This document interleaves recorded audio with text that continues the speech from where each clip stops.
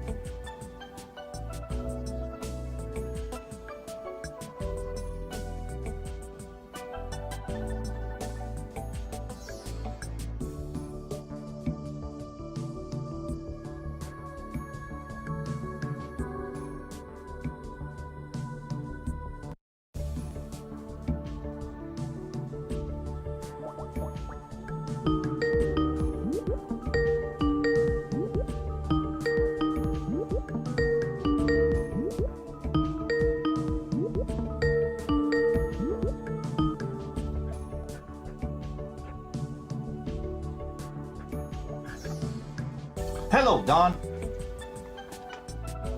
Yep. I can. Can you hear me?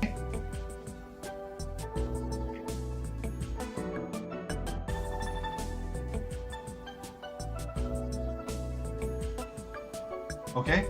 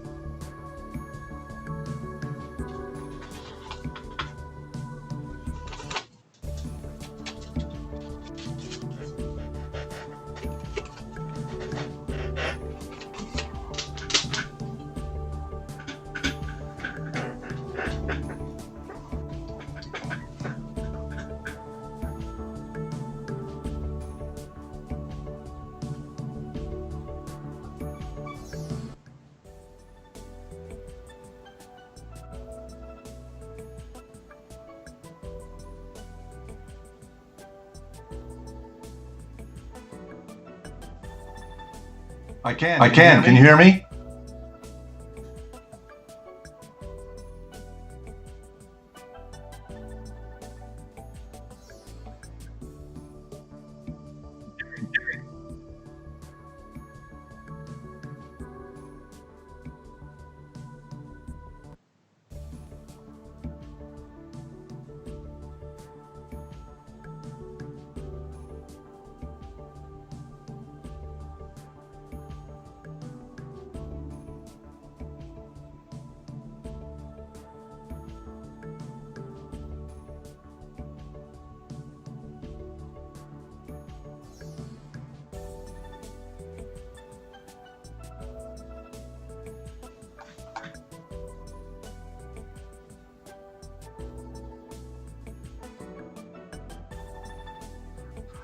Well, let me just say, I'm happy to be on your first show, Don. And the feeling's mutual between myself and you, Patty, and the many friends I have in Sahuarita. Or I think they now say Sahuarita, but when I was born in Sahuarita, we called it Sahuarita. But just so that people down there know that that's where I come from. So. I was born in Sahuarita, actually in Tucson Medical Center. But we lived in Sahuarita. Dad was a farmer and worked down there, and then we made our way back to the family that's mostly up here in the Prescott area. But happy to be with you.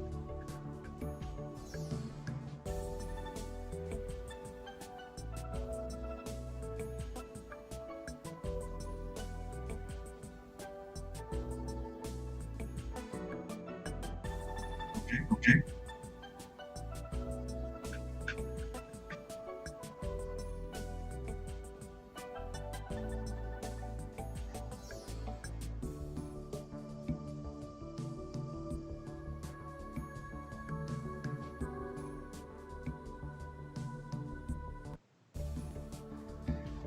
It is.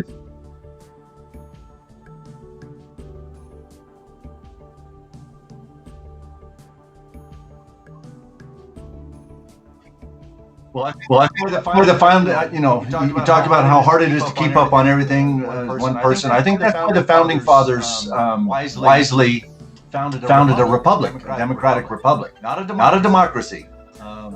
They wanted a republic where the people could elect leaders who would be dedicated to serving and digging into the details and doing what they needed to do. And that's kind of the experience I had as a city councilman up in Prescott, and later I served in the state senate, secretary of state. Citizens are busy enough in their lives that they should be able to rely on their elected leaders to inform them of what's going on, tell them the truth, and they don't have to be watching every little detail of every part of government. But sometimes it seems like it's hard to get the straight scoop.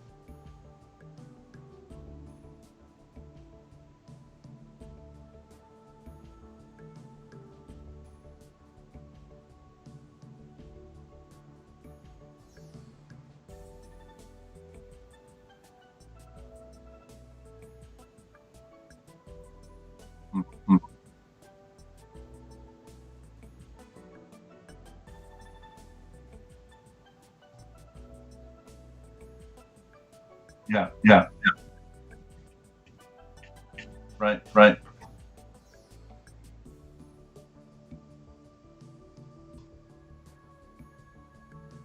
Good.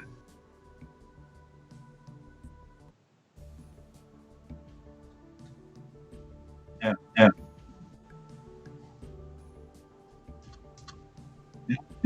Well, unfortunately, one of the things that used to happen in committee that doesn't anymore is the state budget. Both the House and the Senate have an appropriations committee, and there used to be subcommittees under that appropriations committee. And if you wanted to, or were able to get down to the Capitol or live stream in over the internet, you could actually watch senators and representatives debating the state budget in the appropriations committee. For some reason, over the last 8 to 10 years or so, all of that has pretty much been eliminated, and the state budget is basically negotiated behind the scenes by a few senators in the Senate and a few over in the House, and you no longer have those committees. So I'm glad that you have some questions maybe about the state budget, and we've talked about some specific concerns that I had, but just start with whatever question you want to get going. First, I guess the first question I have is the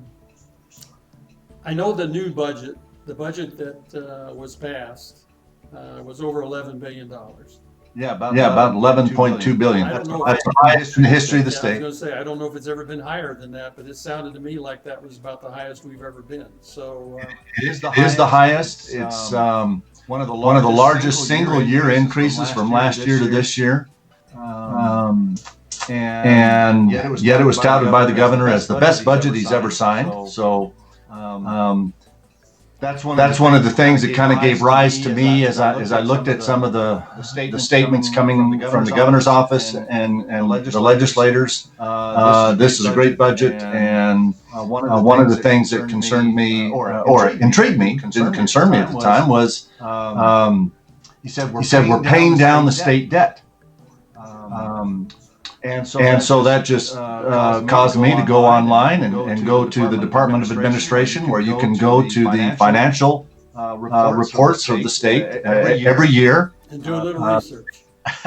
Every year, the state releases what's called a comprehensive annual financial report. It's commonly around the Capitol called the CAFR, C-A-F-R. And so when it was reported that under this new budget that we're paying down state debt, I went to the CAFR. And the total debt of the state of Arizona, I've got it right here. I don't, obviously your viewers aren't going to be able to see it in detail, but I noticed that the total liabilities or debts of the state of Arizona were $22.1 billion. And I thought, well, that must be down from something higher than that. So I went back 3 years to 2015. And the total liabilities of the state were $20.8 billion. So just 3 years ago, it was under $21 billion, and now it's $22.1. And I said, well, that's not going down, that's going up.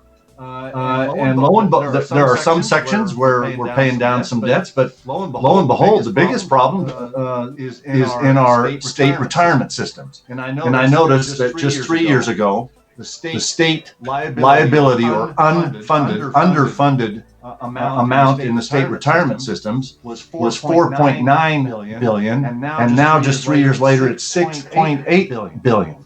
So the state's liability or debt for the state retirement systems has gone up almost $2 billion, from just under $5 to just under $7 billion in the last 3 years. That concerned me. Yeah, well, let's recap then. So the budget is the highest it's ever been in Arizona.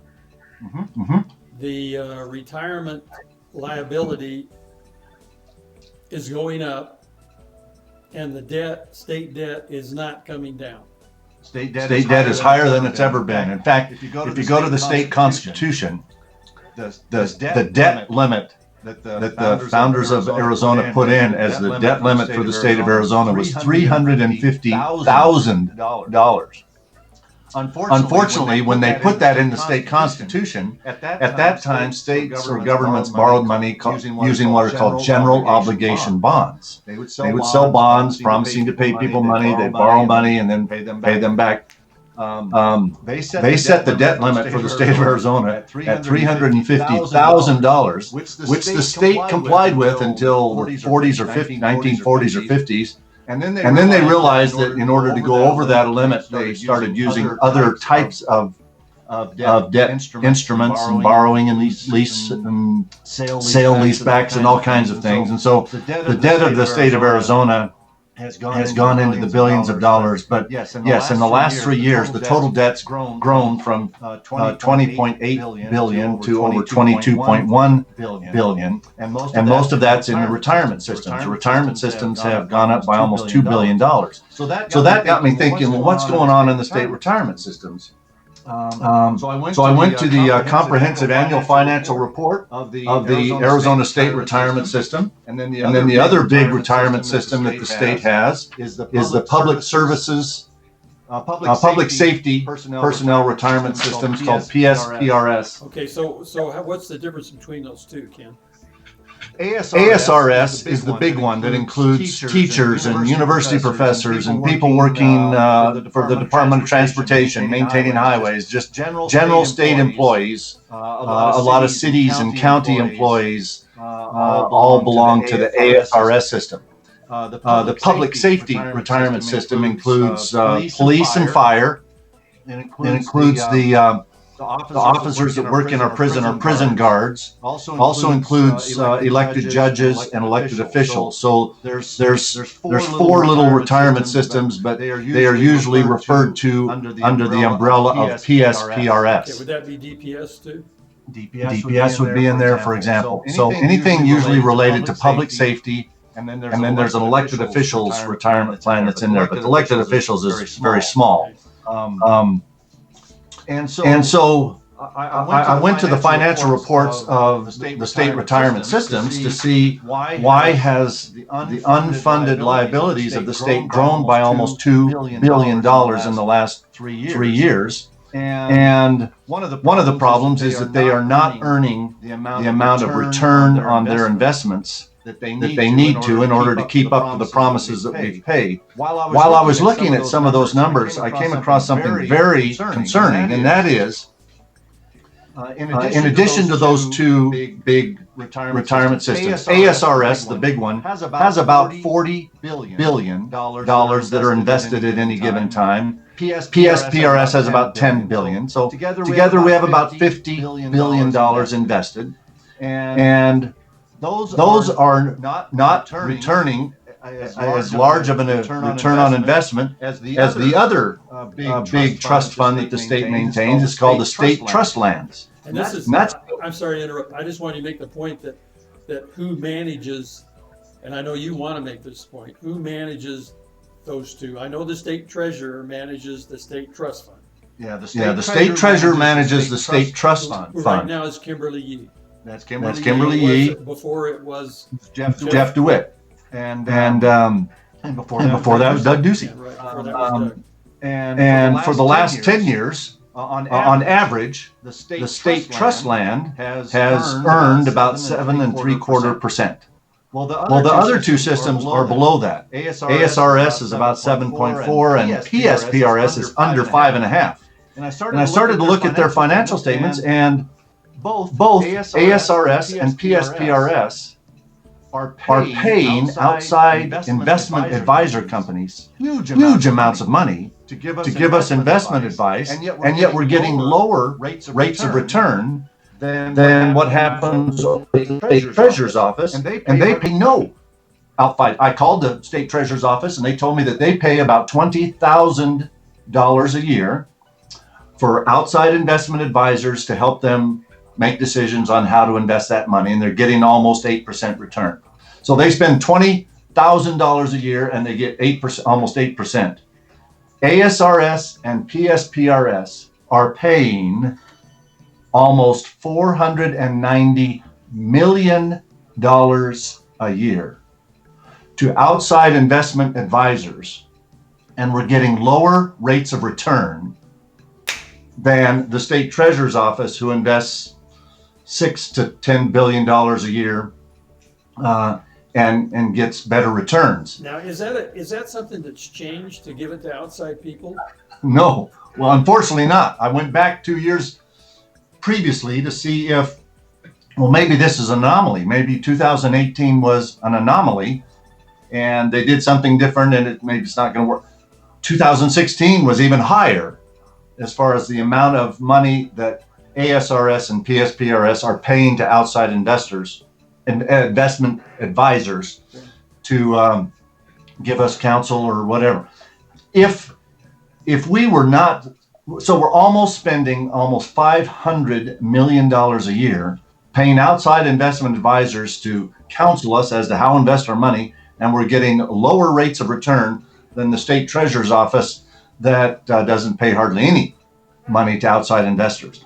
If we weren't spending almost $500 million a year on these payments, then maybe, well, that money would have stayed in the retirement system. And instead of the liabilities of the retirement system growing by $1 billion over the last 3 years, it would have at least maybe almost stayed even. It might have still gone down a little bit, and that's not good either. But they've gone down by almost $2 billion, and we're paying out almost $500 million, $500 million a year in these outside investment expenses. So I think this is something that needs to be taken a look at. When the state retirement systems were 100% funded, maybe no big deal. Yeah. Yeah, nobody cared, right? But PSPRS is less than half funded of what it needs, and ASRS is about 3/4 funded. And more people retiring every year. Yes. Yeah. And so the promises that we've made to retirees, both ones that are just about to retire and those that are already retired, we're falling further and further behind. So when the governor's office or the legislature says we have a balanced budget, but our debts are growing, right, it's concerning, to say the least. And part of the problem is that these debts for the retirement system are kind of kept off the books. Yeah. When they talk about the state budget, they're normally talking about something called the general fund. I have tried to explain the general fund to people, including your group and many others, with my Kleenex boxes. Right. And like I say, the general fund is usually in the $9 to $10 billion a year range. This year, it bumped over 11, highest it's ever been. About half of that goes to K-12 education, and then there's about $2.5 billion to health and welfare, and $1 billion to the state prison system, and $1 billion to the universities. And but unfortunately, these retirement system debts or unfunded liabilities are not kept on the same books as the state budget, and so maybe they don't feel like they have to tell us that we've made some progress paying down some other debts here, but we're falling even way further behind over in the state retirement system. So the other thing you told me about this is that these people that are managing this money are back east, right? Well, most of these outside investment advisor expenses are going to out-of-state firms who are not, in my opinion, spending those monies in Arizona. If we were paying Arizonans to advise us, at least the money would be staying here, but most of them are going to back east firms, Wall Street firms, and others. And sometimes it's just a direct payment. And sometimes, for example, some of the investment firms, we pay them 2 or 3% of the amount of money that they are handling for us. Right.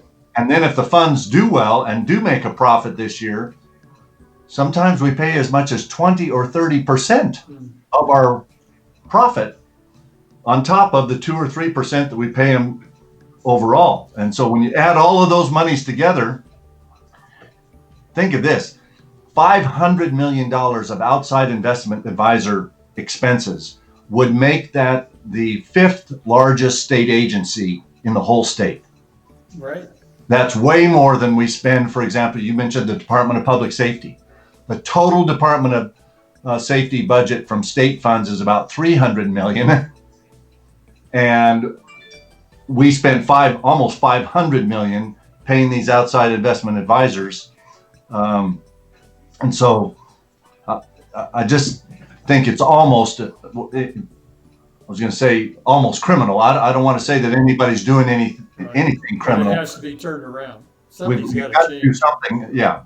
I'm not alleging fraud. I'm not alleging any impropriety, mismanagement. But the boards and the staff and the people that are running these are making decisions to pay lots of money to these outside firms. And I think we ought to kind of maybe fall in with the state treasurer's office, invest the money at almost no expense, and we'd be getting much better returns in the first place. Yeah, that sounds like they need to do that. I was going to say, who hires these people? Are there The governor appoints a administrator for the ASRS system and for the PSPRS system. They then hire staff below them. Each one of them do have a kind of a public member board where different people are invited to be on a board of directors that gives advice to the administrator. But it's basically the ASRS and PSPRS have a director or administrator of each plan that's hired by the governor. So By the governor, more bureaucracy, right? Well, and there's a level of bureaucracy needed to process payments every month to all the retirees, and Sure. so in addition to those monies, almost 500 million that we spend on outside investors, the ASRS budget each year is about $40 million, and PSPRS is about $22 million, and that's for all the people to process the monthly checks and do all the things that you've got to do when you have tens of thousands of retirees getting retirement checks every month. So you were saying that you could put that money under the direction of the state treasurer. If you pulled it all with the state treasurer, they would be getting almost 8% return each year over the last 10-year average, instead of 7 and 5.5 Right. that the other two are getting. And you would eliminate almost $500 million of expenses overnight. Yeah, and it's likely that the state treasurer's investment plan, that would be the same for that money as it is for the trust fund. Right. Yeah, they would just put that money in with what they've been doing with their. The state treasurer has two pots of money. One is the state trust land that I mentioned, that's $6 billion, but they also have a local government investment pool. It's called the LGIP. A lot of the little cities and towns and counties, they don't have sophisticated investment advisors, and so a lot of them pool their money with the state treasurer and they invest it, and that's about $8 billion. So between the $6 billion in the state trust land and the $8 billion in the LGIP, the state treasurer's office is overseeing $14 billion a year. If you took the $50 billion from the two retirement systems and just put it in the same pot and let them invest it, we'd be getting a better return and saving almost $500 million a year. That sounds like the way we need to go. A little common sense, but that sometimes that and government don't seem to mix. But so what's your plan going forward now, Ken? Are you just going to try to get the word out about this? You told me you were going to talk to as many folks as you could about it.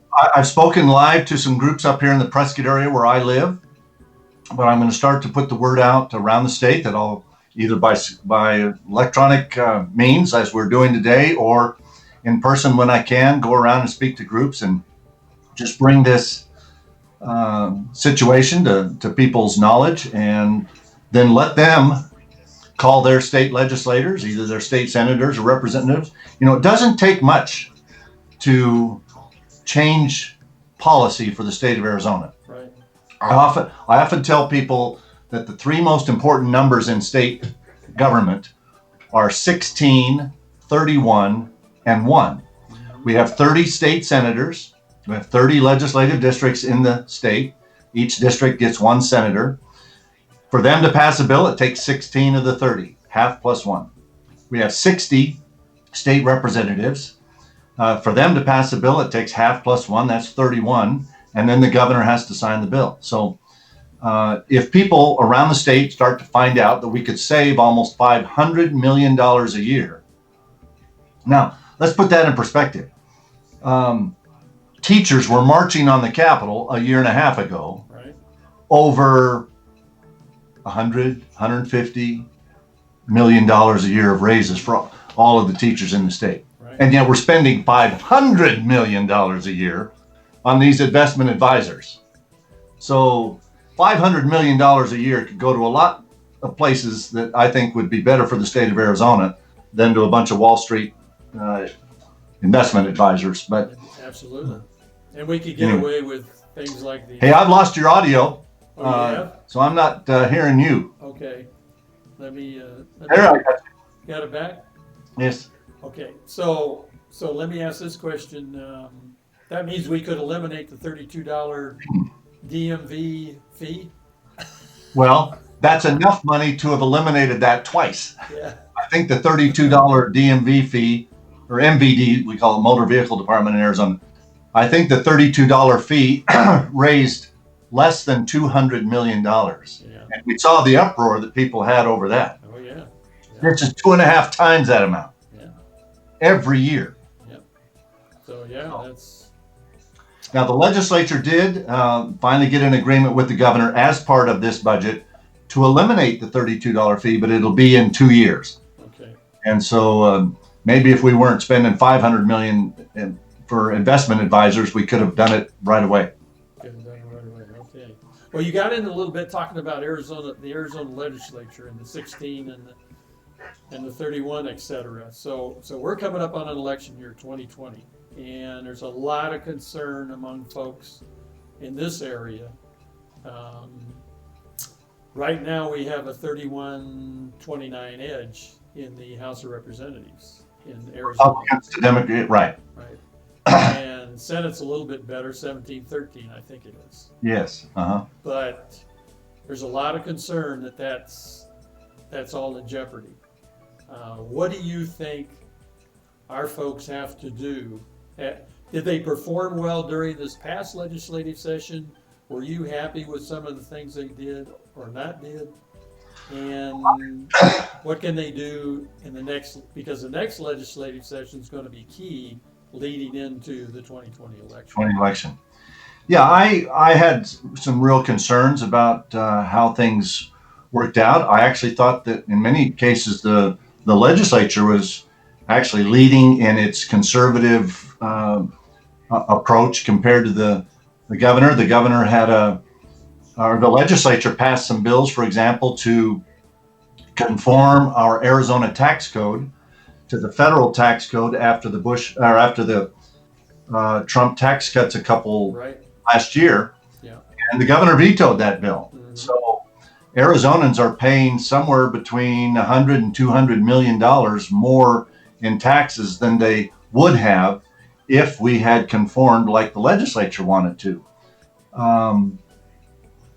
I know it's tough to get a budget passed in the legislature. It's always harder to get 31 people to agree to something, or 16, right, than it is for one governor to say, I want to do it this way or I want to do it that way. But I think the legislature did a good job. And now there are some other things that concern me. The governor demanded that $500 million over the next 2 years of money that the state has go into what's called the state's rainy day fund. right. I normally I like to have money in the state's rainy day fund, but the state rainy day fund only earns about 1 or 1.5% interest a year.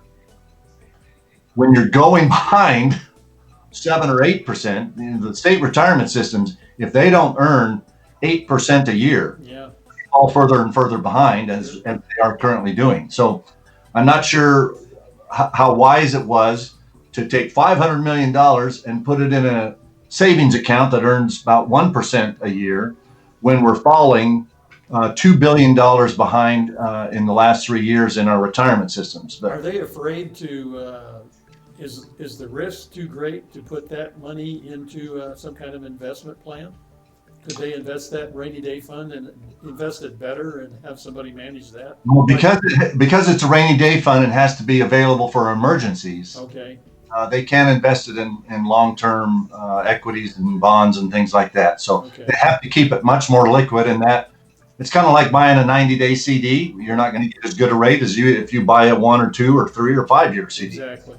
And so that's just one of the things that you give up when you set aside money in a short-term savings account. You're not going to get the kind of return on your investment that you could if you had it invested long-term. And so I'd rather see money being paid against debts that cost us 5, 6, 7, 8% a year instead of sticking it over here and earning 1. Yeah, that sounds smart. So let me ask you about I know we made a little bit of progress, and I thought we gave a lot of kudos to Michelle Ugente for passing some election fraud things. She did a good job, passed a couple of bills, but there was one bill particularly that a couple of senators up north,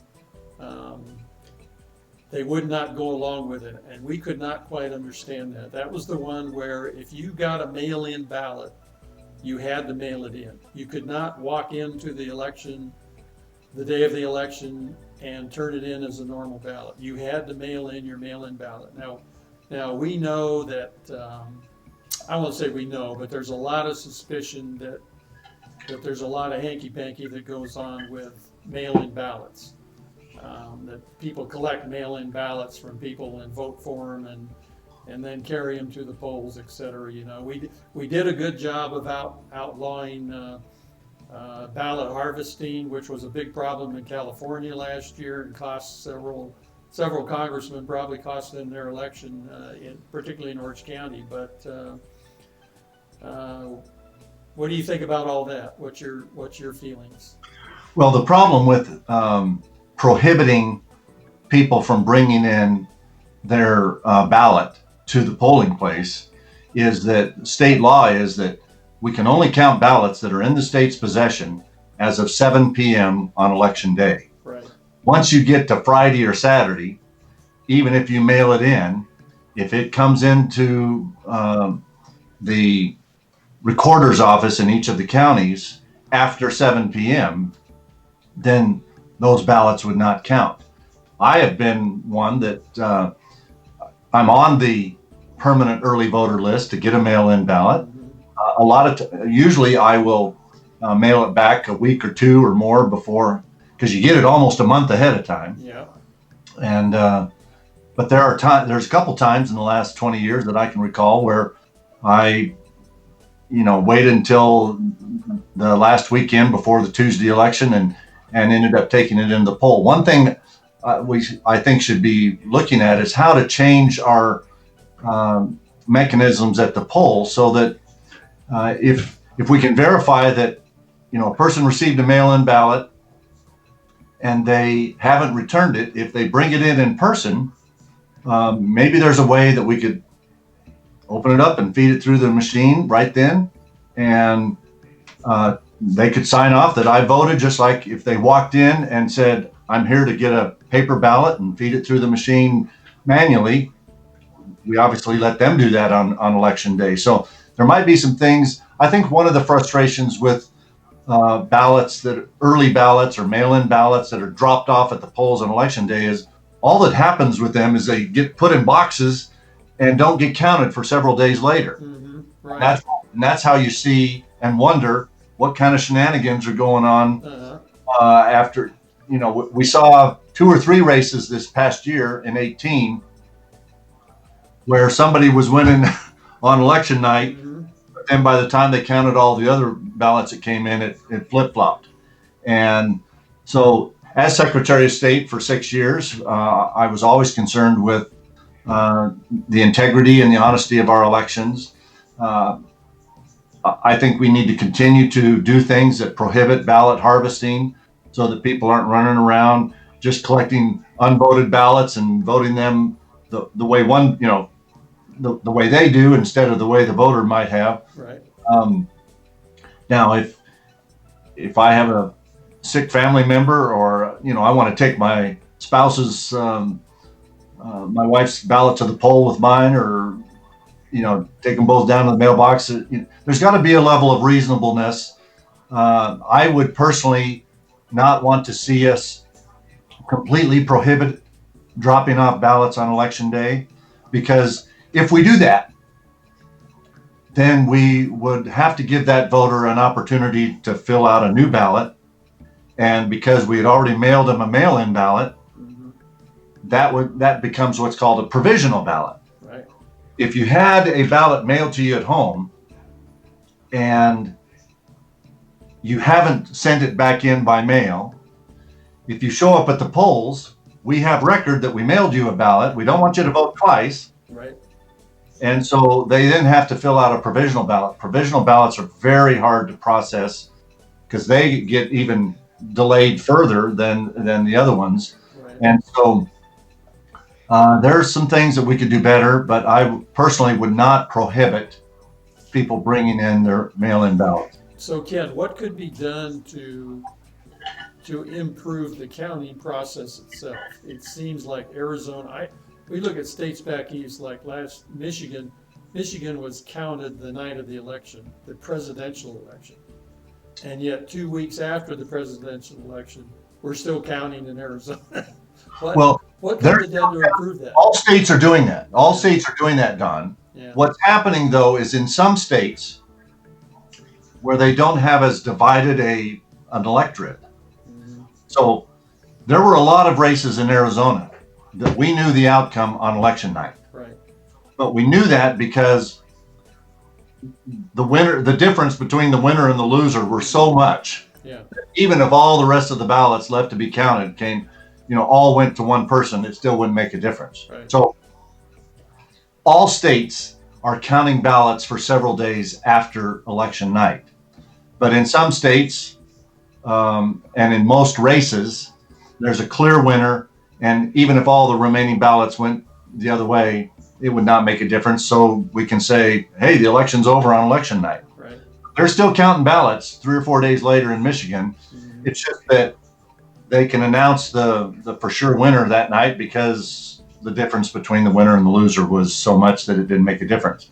I think in Arizona, we have a lot of races that were very competitive this last year in 18. Mm-hmm. We had the McSally-Sinema race that McSally was up in the lead on election night, and then it flipped the other way. The Secretary of State race. Right. Steve Gaynor and Katie Hobbs. Gaynor was the Republican. He was leading on election night by the time everything came in. But it was very small leads. I think to answer your question, one thing we need to do is improve our technology so that as many ballots as possible are counted on election night instead of just thrown in a box, like the ballots that get carried in by voters who didn't mail it in fast enough and they know they got to get it in by 7 o'clock on Tuesday. Right. Instead of just throwing those all in a box, I think today's technology should allow us to say, okay, we know that we sent them a mail-in ballot. They brought it in, whether it was mailed back or handed to us on election day, open it up and count it. Yeah, right. Yeah. So that, I'd like to see us get to the point where 99.9% of the ballots have been counted election night. Yeah. Okay, good. So, going to another subject here real quick before we let you go, if you have a few more minutes. You bet. Redistricting.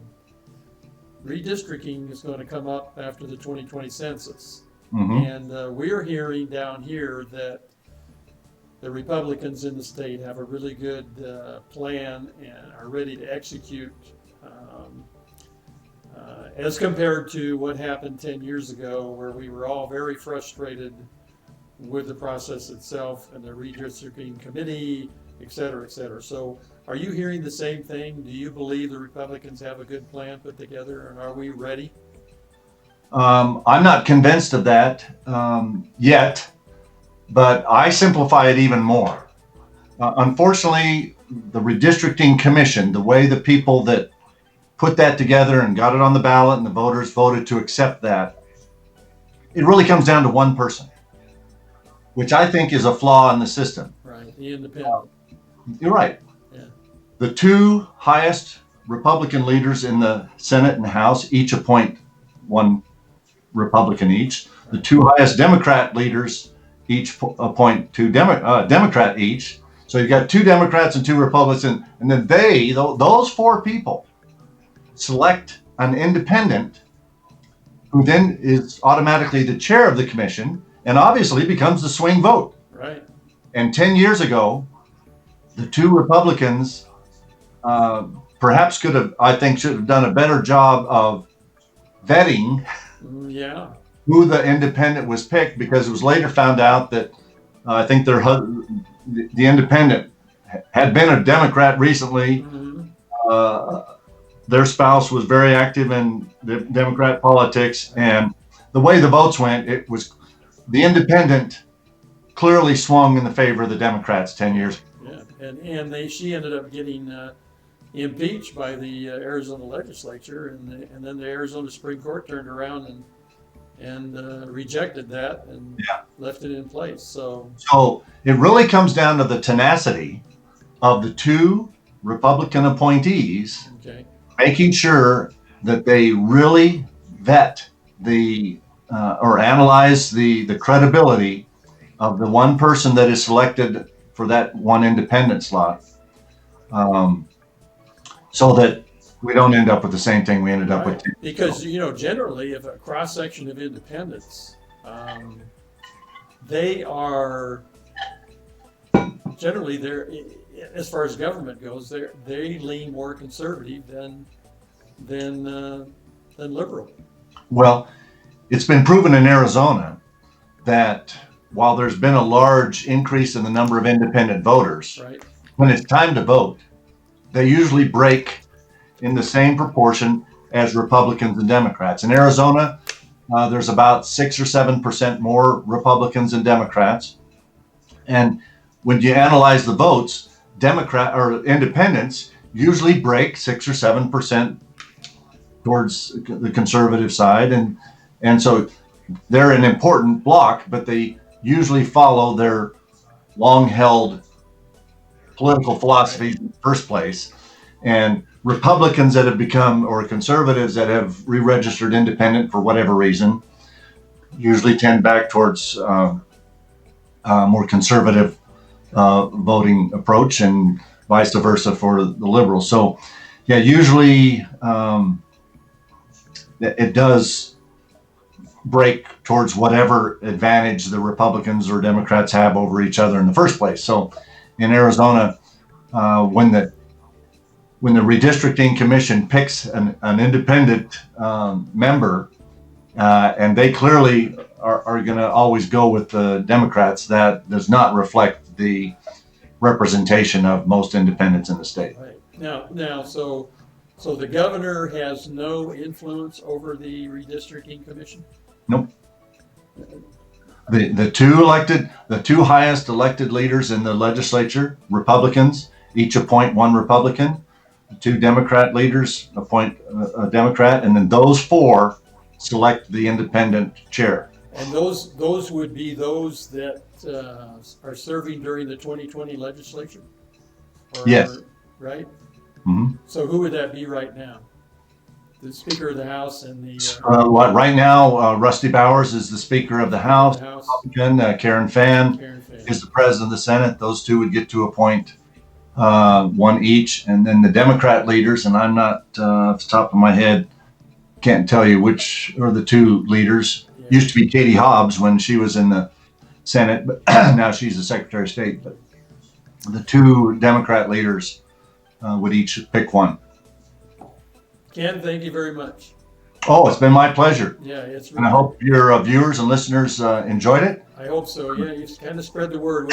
We'll have you back in a few weeks to do another session. If anyone has any questions or wants references to where they can get the documents that I talked about, these annual financial reports, so that they don't think so that they can confirm that these are the real numbers, they can email me at KB, like my initials, Ken Bennett, KBAZ, like Arizona, SOS, like Secretary of State, as I used to be, at gmail.com. Okay, very good. And, all right. Again, we thank you for being on with us, and you have a good evening. You too. Thanks, Don. Okay. God bless America. Yes, sir. And with that, folks, we're going to take a short break, and I'll be back with you in a few minutes to tell you about what's coming up next week, and see if you have any comments about the show, or would like to send us comments. We had a couple little minor technical difficulties. I know there was a sound problem early, anyway, I think we got that all straightened out. So we really appreciate Ken coming on with us. He was great. So we'll be back in a few minutes.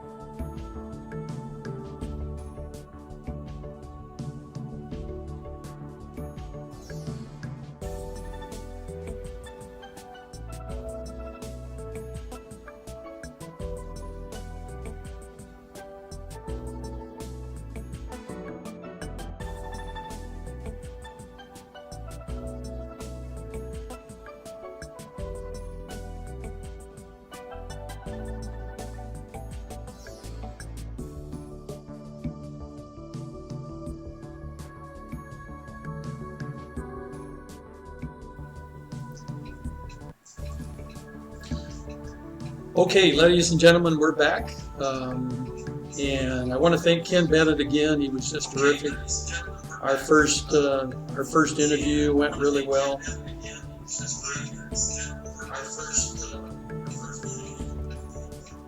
And sorry, I had to turn my iPhone down. I'm watching the broadcast on my iPhone at the same time, make sure things are going good. So anyway, next Thursday is the next show. 5 o'clock, we'll be interviewing Zach Taylor about the border. There's so much going on there. Changes come practically every day. And it's almost too much.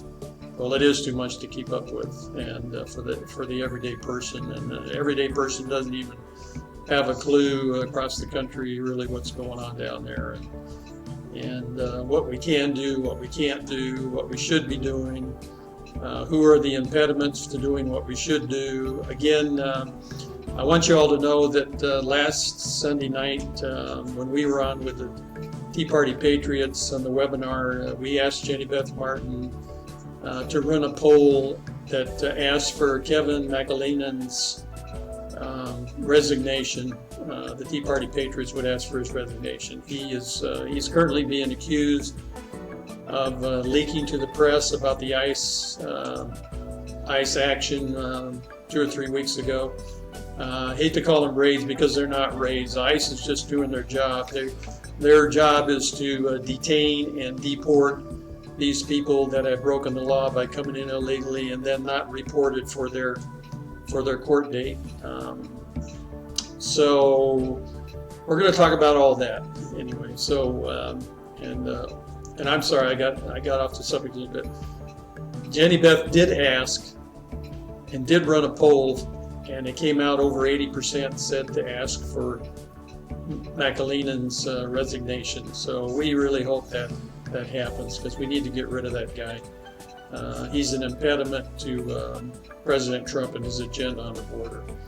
And hopefully he'll get Tom Homan in as the border czar, and that'll, boy, I tell you, that'll fix a lot of things, because he understands what's going on. So anyway, you all have a good week. I'm sure we'll see some of you folks here in the next few days and visit with you and like to hear your comments about the show, etc. We enjoy doing this, and we want to bring information to the people down in this area so that you get informed. And take care of yourselves, and we'll see you next Thursday night. Good night.